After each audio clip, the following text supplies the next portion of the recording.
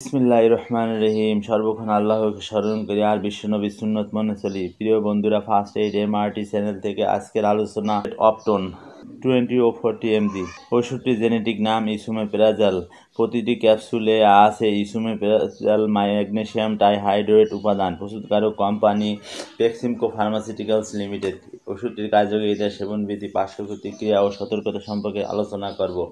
কার্যকারিতা: বুক জ্বালা পোড়া ও ব্যথা, গ্যাস্ট্রিক অ্যাসিড নিঃসরণজনিত জটিলতা, গ্যাস্ট্রিক ও ডিওডেনাল আলসার, এনএসএআইডি দ্বারা সৃষ্ট গ্যাস্ট্রিক আলসার, বদহজম, ঢেকুর ওঠা, গ্যাস্ট্রিকের পেট ব্যথা, পেপটিক আলসার ইত্যাদি কার্যকর।